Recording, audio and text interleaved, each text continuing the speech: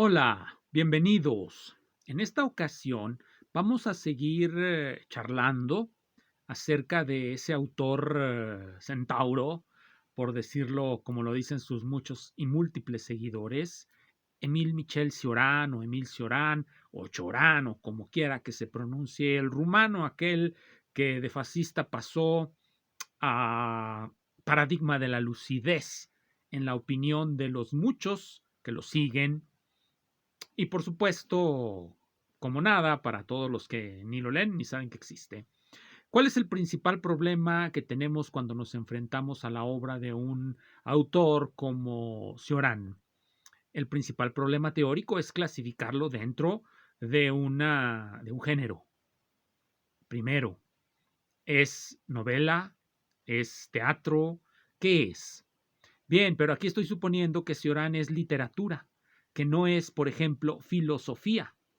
Recordemos que hay muchos que sostienen y han escrito largas tesis y se siguen escribiendo largas tesis donde mantienen una afirmación fuerte que es la obra de Cioran es filosófica.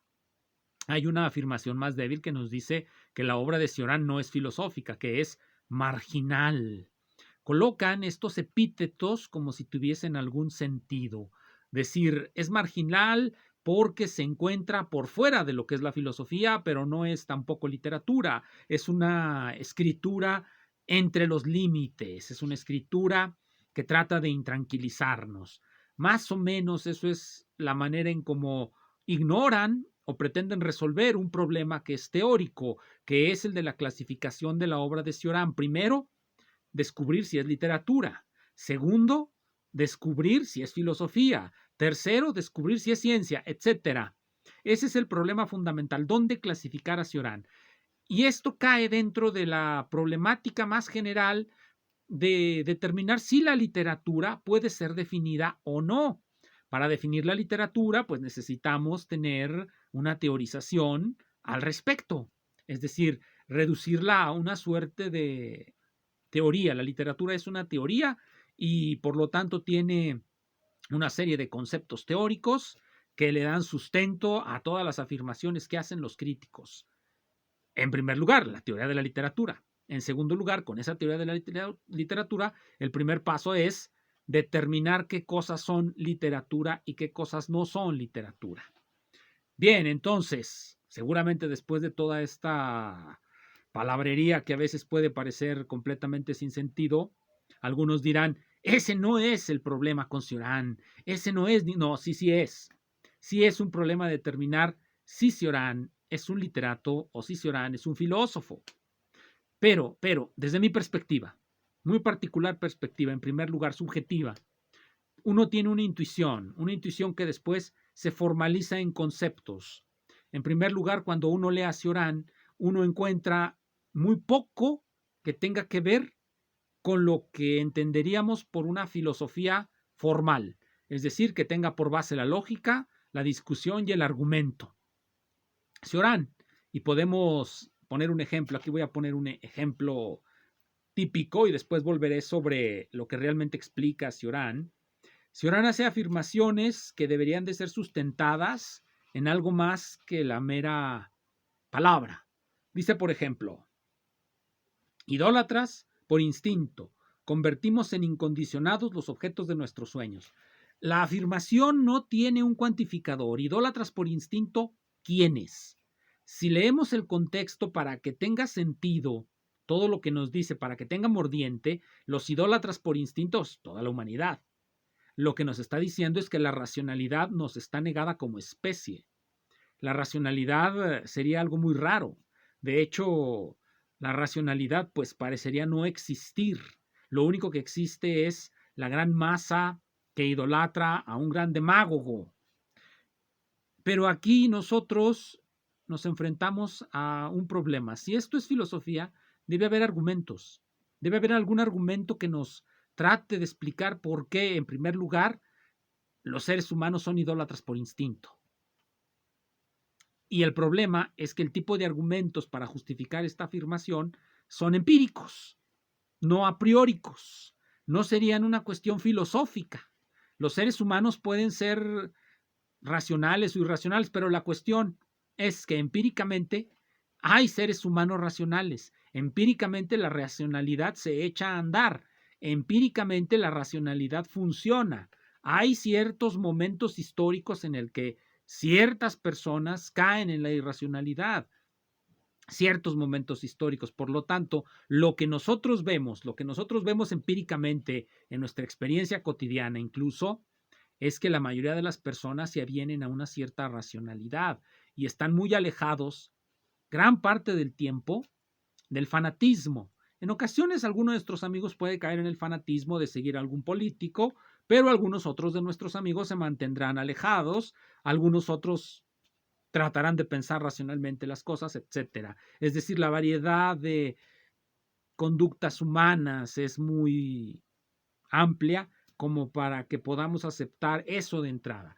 Ahora bien, aquí viene lo importante. Para no desdeñar y decir, es que este texto ya de entrada es imposible de calificar como científico, debemos de darnos cuenta que quizá no cae ahí, Cioran, no cae en la ciencia, no cae en la filosofía, no cae en la ciencia porque no hay datos, no hay comprobaciones empíricas, no cae en la filosofía porque no ofrece argumentos, no hay una lógica subyacente, pero hay algo en lo que sí cae. Si nosotros leemos una novela, si nosotros agarramos una novela, si nos ponemos a leer una novela, notaremos que en las novelas se hacen afirmaciones que realmente no se justifican. Son afirmaciones que van a darle sentido a todo el desarrollo de la trama y así sucesivamente. Entonces nos preguntaríamos, ¿es Cioran un novelista o por carecer de trama no es un novelista? El caso es que sí tiene una trama en ciertos momentos de su desarrollo, de sus discursos. Si nosotros seguimos leyendo El Breviario de Podredumbre, nos daremos cuenta que nos está hablando de un personaje. Precisamente ese personaje es la humanidad. Y esa humanidad está condenada a la idolatría, al fanatismo, a muchas cosas. Pero eso que nos lo dice bien puede ser una novela. La novela de una humanidad imposibilitada para la racionalidad. Se nos diría, pero ese tipo de personajes, la humanidad como personaje, o el narrador que utiliza Cioran, etcétera, no caen muy bien dentro de los cánones de lo que es una novela. Cioran mismo nos lo va a explicar y nos lo va a decir de una manera mucho peor de lo que ya lo han dicho otros, y volveré sobre estos otros en un momento. Primero vamos con Cioran. Esto que voy a leer es un fragmento de, me parece, La tentación de existir. Sí, es de La tentación de existir. Viene en el libro que Michel Cioran, Adiós a la filosofía. Dice así este fragmento. La llegada de la novela sin materia ha dado un golpe de muerte a la novela. No más fabulación, ni personajes, ni intrigas, ni casualidad, excomulgado el objeto, abolido el sucedido, solo subsiste todavía un yo que se sobrevive, que se acuerda de haber sido, un yo sin mañana que se aferra a lo indefinido, le da vueltas y revueltas, lo convierte en tensión, y esta tensión no tiene más desenlace que sí misma.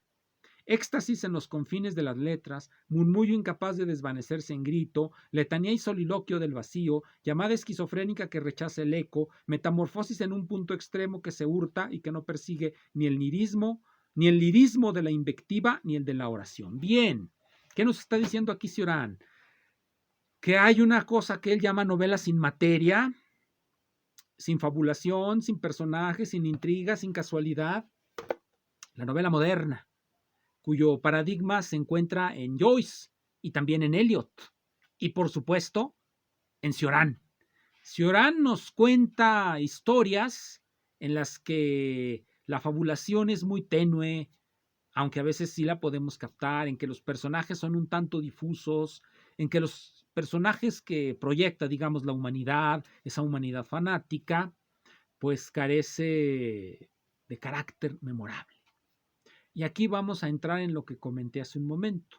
Esta hipótesis de Cioran, esta tesis de Cioran de que ya existe una novela sin materia, contrario a lo que él dice, que la novela sin materia, es decir, sin personajes claros, fragmentaria, muy indefinida, que esa novela ha destruido la novela. Al contrario, es una evolución de las novelas. ¿Por qué? ¿Quién lo dijo así? No lo dije yo. Porque inmediatamente surgirán, te lo inventas todo, nada más por ir contra el gran sabio, el gran filósofo, el gran lúcido, el que está descubriendo y rehaciendo la filosofía. Bueno, sí, todo eso. No, lo dijo Virginia Woolf. Ya hablé en un video anterior de Virginia Woolf. Virginia Woolf nos habla en un artículo que se titula El señor Bennet y la señora Brown. Este artículo se publicó 3 veces. La primera vez se publicó, por primera vez, se publicó en la revista de T.S. Eliot. T.S. Eliot tenía una revista de literatura, ahí se publicó por segunda vez, me parece que por segunda vez. La tercera vez se publicó en un libro de ensayos de la editorial Hogarth Press, que era la editorial de Virginia y Leonard Woolf. Se autopublicó Virginia Woolf, y originalmente fue una conferencia dada en el Club de Heretics, donde también Wittgenstein fue a dar su famosa conferencia sobre ética. En ese Club de Heretics, una sociedad de alumnos, de estudiantes, Virginia Woolf habló de Mr. Bennet, Arnold Bennett, un autor que criticó a Joyce, a Eliot y a la misma Virginia Woolf, a la recámara de Jacob o de Jacobo, en la novela de Virginia Woolf, La recámara de Jacobo, la novela de James Joyce, Ulises, y La tierra baldía, el largo poema de T.S. Eliot. Arnold Bennett dijo que no son buenas novelas, no son buena poesía, no son buena literatura porque no crean caracteres memorables, personajes con un carácter memorable, no los crean. Ese es el criterio que utiliza Bennett. Puede gustarnos o no, ese es su criterio. Y Virginia Woolf va a hablar contra ese criterio. ¿Qué va a decir Virginia Woolf? Lo va a decir más claro que Cioran, y lo va a decir primero que Cioran. Esto lo dijo en 1924, me parece, más o menos 1924. Lo pronunció en octubre del 24, siguiendo a otros que lo habían dicho, me parece que Willa Cather lo dijo antes. Pero bien, en principio lo dijo, voy a suponer aquí que lo dijo Virginia Woolf. Virginia Woolf dijo algo fundamental. Nos dice, el carácter del ser humano cambió en 1910. Pero su hipótesis sí pretende ser una hipótesis sociológica, una hipótesis que tiene una causalidad, no una casualidad, una causalidad. ¿Cuál es la causalidad? Las transformaciones mismas de la sociedad, el advenimiento de la sociedad industrial, eso cambia las relaciones entre los seres humanos, y el cambio de las relaciones entre los seres humanos como resultado de los cambios en los modos de producción, en los modos de socialización, en los modos de la democracia, las guerras, etcétera. Toda una serie de factores, una multicausalidad social que converge en cambiar el conjunto de las relaciones sociales y, por lo tanto, el carácter de los seres humanos. ¿Quiénes son los que se dan cuenta de esos cambios en el carácter de los seres humanos? Los novelistas. Los novelistas. Las novelas son, para ella, como en cierto modo para Lukács, las novelas son una suerte de reflejo de la condición de los autores.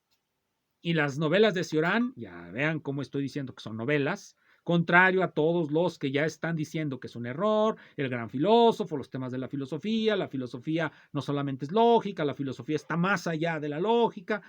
Sí, muy bien, muy bien. Continuemos, dejen continuar el argumento. Cambia el carácter humano y se empiezan a escribir obras como las de Joyce, como las de la misma Virginia Woolf y como las de T.S. Eliot. Lean el poema de Eliot, es más claro y comprensible que la novela de Joyce, pero en todo caso lo que estas obras literarias tratan de, son literatura. No vamos a poner en riesgo la idea de que Joyce es literatura o T.S. Eliot es literatura o Virginia Woolf es literatura. No ha salido quien diga que el Ulises es una filosofía. Hay quien dice que es un autor hermético. Bueno, si hay quien dice que Cioran es filósofo o que en sus manuscritos hay filosofía, pues habrá quien diga lo que sea. Bien, y aquí estoy yo diciendo que Cioran es literatura y que su gran personaje es la humanidad y que por eso cuando nosotros lo leemos entramos rápidamente en ese mundo. Es lo que se llama una fantasía por inmersión. No nos platica nada, no nos da un contexto, no hay un pasadizo, una puerta por donde entremos. Cuando empezamos a leer ya estamos dentro de la novela. Y dentro de la novela pues nos confundimos porque nuestra pereza intelectual, la pereza intelectual de Sabater, la pereza intelectual de muchos que dicen que Cioran es un gran filósofo, les impide darse cuenta de que necesitan saber de literatura para poder decir que Cioran es literatura. También necesitan saber filosofía para decir que Cioran es un filósofo, pero como hay muchos filósofos contemporáneos que dicen que están más allá de la lógica, de la razón y etcétera, más bien todos ellos son de la progenie, una suerte de rama de la progenie que nos está hablando Virginia Woolf. Bien, volvamos a Virginia Woolf, no se nos vaya el hilo. Virginia Woolf dice que cambió el carácter y por lo tanto, como cambió el carácter, deben cambiar las novelas. El carácter nuevo, las nuevas relaciones humanas son más fugaces, son fragmentarias, son fluidas, están en flujo. La sociedad es caótica, la sociedad está llena de incertidumbre, no hay nada que sea claro, que sea preciso, que sea conciso, todo es borroso. Lo extraño es que nuestra sociedad se hace cada vez más tecnológica y que esa tecnología promueve la complejidad en las relaciones sociales, las diluye y ya la gente se cambia de pareja como sea, vive como beatnik, etc. Todo parece más fluido. Y por supuesto eso queda reflejado en novelas que no tienen las características que tenía, digamos, Dickens, digamos, Flaubert. Cualquiera que lea a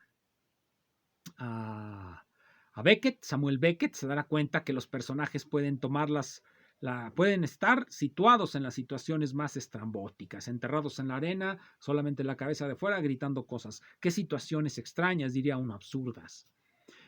O, por ejemplo, así como Cioran comienza diciéndonos idólatras por instinto, ya desde ahí nos está metiendo en su fantasía por inmersión, estamos dentro, sin explicación. Kafka hace exactamente lo mismo. Leemos la Metamorfosis y nos dice, Gregor Samsa se despierta siendo un escarabajo. ¿Qué hacemos con eso? No lo vamos a descartar diciendo, oh, pero es que eso es imposible, porque no es ciencia, es literatura. No vamos a descartar lo que nos dice Cioran diciendo, oh, pero es que necesitas demostrar que... No. Es literatura. La literatura objetiva una serie de ideas. La literatura de Cioran objetiva una serie de ideas. ¿Cuáles ideas? Bien, en el ensayo de Virginia Woolf se llama El señor Bennet porque se refiere al crítico Arnold Bennett y la señora Brown porque se refiere a una historia que nos relata Virginia Woolf en el cuerpo de su ensayo. Es la señora Brown, es una señora común y corriente, típica, digamos, de cualquier país, una señora que uno se encuentra en un tranvía, que uno se encuentra en un camión, que uno se encuentra en un suburbano, en lo que sea, uno se encuentra una señora de esas, una señora común y corriente. ¿Qué nos dice? ¿Para qué la introduce Virginia Woolf? Bueno, para decirnos que ese tipo de personas no entran dentro por su simplicidad, no caben digámoslo así, porque ella clasifica a los autores en eduardianos, que serían Galsworthy, H.G. Wells y el mismo Arnold Bennett, y la progenie y los nuevos, pues Eliot, Forster, Joyce, etcétera. Ellos, entonces, esos otros autores. Entonces, los eduardianos, Wells y todos ellos, no pueden hacer una novela que pueda realmente dibujar la complejidad de un personaje o de una persona como la señora Brown, atravesada por todos los determinantes sociales de una nueva época histórica. Y serán ese tipo de novelas, con ese tipo de características, la novela sin trama de la que habla Cioran y que de manera poco perspicaz, el gran lúcido no se da cuenta que la novela sin trama, sin fábula, es parte de una forma histórica de hacer literatura. Cambiará la forma histórica de hacer literatura. Quizás se siga llamando novela, Quizá no, pero la cuestión es que es una forma histórica. Todas las formas históricas tienen fecha de caducidad. Así es que el gran Lúcido no nos dice nada nuevo. Bueno, para los que no frecuentan la literatura, para los que no leen, pues a lo mejor el gran filósofo les dice muchas cosas nuevas. Para los que sí leen, para los que sí se plantean el problema de una clasificación racional, argumentada, de si este hombre es un filósofo o se encuentra en la frontera entre los géneros, es un autor marginal que nos saca de nuestra pereza cotidiana, en el que refleja la contradictoriedad de la sociedad humana y se encuentra por lo tanto en los márgenes libertarios y rizomáticos, sí, todas esas tonterías que lo único que nos demuestran es que hay mucha gente que tiene una pereza intelectual enorme y muchos adjetivos y sinónimos en su vocabulario. Muchas gracias.